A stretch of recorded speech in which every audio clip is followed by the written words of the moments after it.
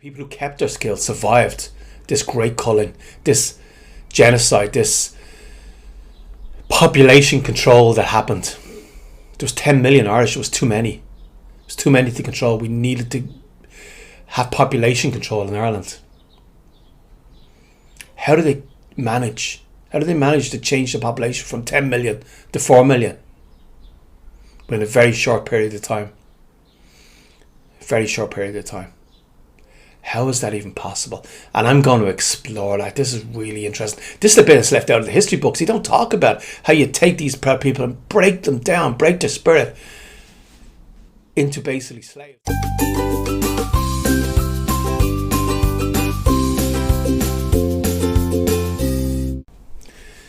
Hey, how are you doing? It's Alan here from Look for Warriors, and I want to quickly talk about what's called the Irish famine. What some people call the Irish genocide. And there's lots written on the famine. If you want to find out about the famine, or what some people call the Irish genocide, if you want to learn about that, there's lots of information out there. Lots and lots of information. Also, there's lots of information about the Celts who came across from France or wherever they came across from and came to Ireland. And they were a proud people. They were a noble people, and they spread right across Ireland and became the Irish, the Celtic people. And they were on the most fertile place in the world. The absolute most fertile land in the world. Outside of maybe Ukraine. Ukraine was very, very fertile as well. Incredible food came from Ukraine. Great land, but also Ireland. But the difference with Ireland, parts of Egypt as well, I believe parts of Egypt were very fertile and great kind of food as well. But some of the best food in the world comes from today, and at that time came from Ireland. It's the best land possibly in the world. There's an argument whether Ukraine maybe is as good or better land, but Irish land is very, very, very special. Very special. And not only is it hugely fertile and creates incredible food, and it just has the most amazing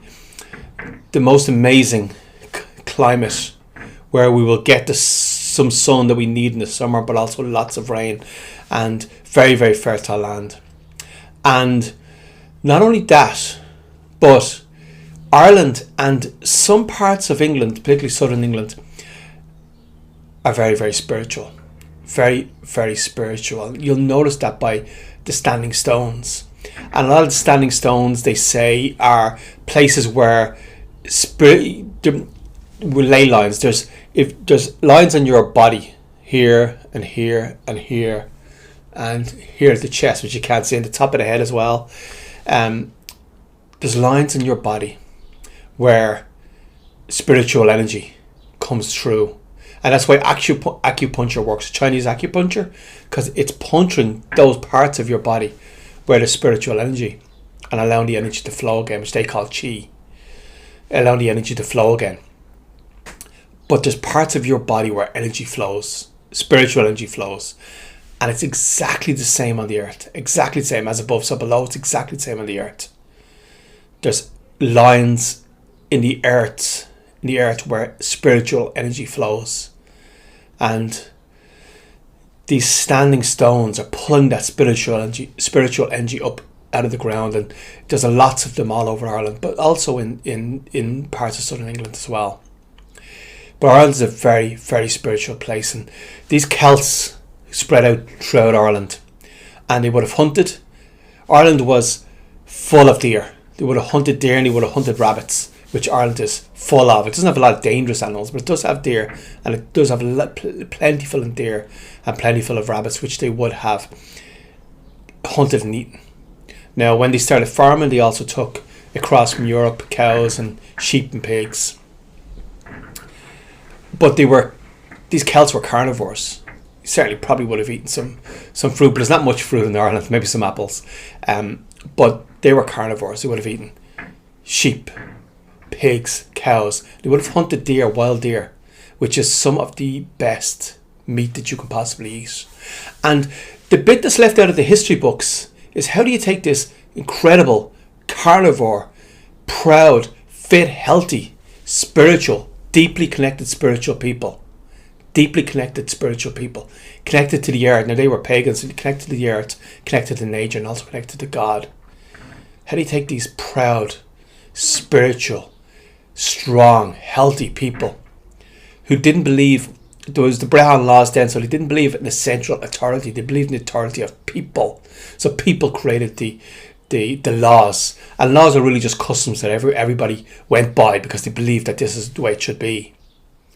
So how do you take these strong, healthy, spiritual people, and over the course of 700 years, turn them into vegetarians who can't hunt anymore, who've lost all their life skills, turn into vegetarians who just eat potatoes, and take all of their food, export all of their food out of their own country, and tell them that the king owns the land. They don't own the land anymore, because under the Brehon laws, under the Celtic Brehon laws, if you, whatever land you owned, all the fruit of that land belonged to you, all the fruit of it, to the point where the nectar of the flowers, if someone had bees and those bees went and collected the nectar of your flowers, they had to pay you, because every fruit of that land, whatever it happens to be, including the nectar of the flowers, belonged to you, and they would compensate you if their bees went to your land, which you assume that they did, because bees just go where they go, so you assume that they did. So if you had bees, you would compensate your neighbours, because those bees are going into their land, taking their fruit of their land. And how do you get to that point to tell them the king or the queen, maybe Queen Elizabeth or whatever, owns that land? It's no longer yours. It wasn't given to you by God.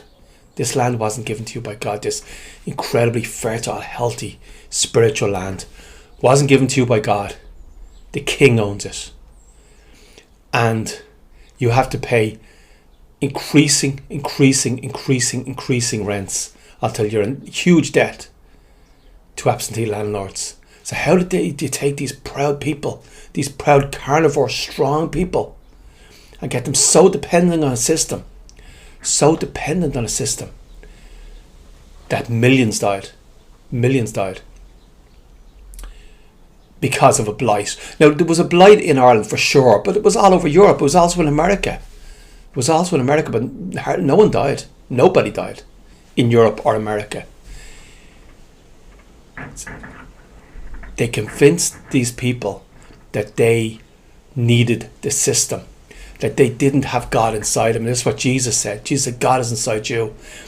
They managed to convince 10 million people that God wasn't inside them, and the answers that they needed couldn't come from inside. They had to wait for a king to tell them the answers.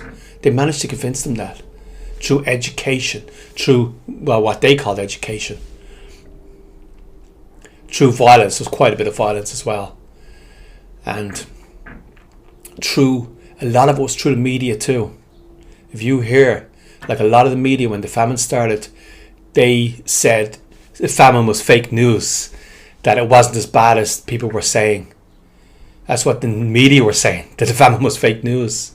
And how do you take these proud, spiritual, connected people with God inside them, that were guided, and carnivores, and change them to vegetarians who were completely dominated by a system, and they couldn't have been hurt. They were protected as long as they were protected. They knew they had that connection to God. As long as they knew that, they were always protected. And as long as they kept their skills, being able to skin a rabbit, being able to hunt a deer.